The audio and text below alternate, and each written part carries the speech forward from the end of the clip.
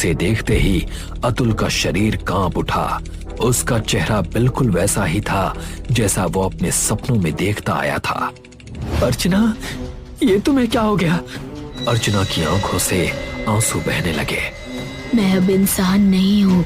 मेरे शरीर के अंदर खून नहीं बल्कि केमिकल बह रहा है। मैं एक तरह से टॉक्सिक बन चुकी हूँ। बाहर जो मजदूर तुम्हें मिले उनके शरीर के अंदर भी वही भयानक प्रयोग किया गया था। वो सब टॉक्सिक है। उसकी आंखों से खून बह रहा था और उसका चलना किसी इंसान जैसा बिल्कुल नहीं लग रहा था।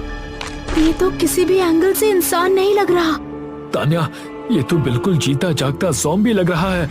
अगले ही पल वो भयानक मानव बड़ी फुर्ती से तान्या की ओर बढ़ा। अतुल और गौरव कुछ समझ पाते इससे पहले ही उसने अपने दांत तान्या की गर्दन में गड़ा दिए। मुझे बचाओ, मुझे बचाओ!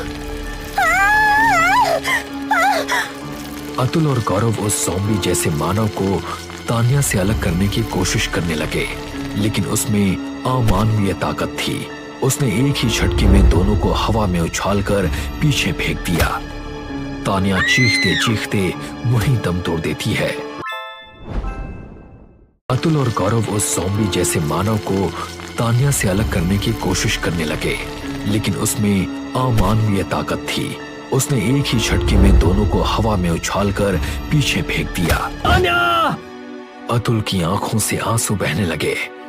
तान्या मर चुकी है अतुल। अगर अपनी जिंदगी बचानी है तो यहाँ से भागो। मुझे लगता है ये ज़ॉम्बी इस शहर में अकेला नहीं है। हो सकता है रविपुरम में इसके जैसे बहुत हों। गौरव अतुल का हाथ पकड़कर उसे घर से बाहर खींच लाता है।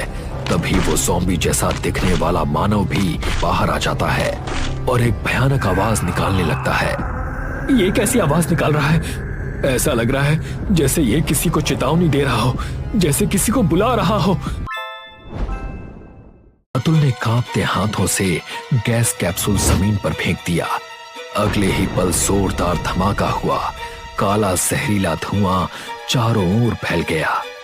कुछ ही सेकंड्स में जितने भी ज़ॉम्बीज थे उन लाशों में आग लग गई और पूरा रविपुरम जलती हुई कब्रगाह बन गया। अतुल आंसू भरी आंखों से उसी रास्ते पर वापस चल पड़ा जिस रास्ते से वो इस जहरीले शहर में आया था। उसके पीछे जलता हुआ रविपुरम था।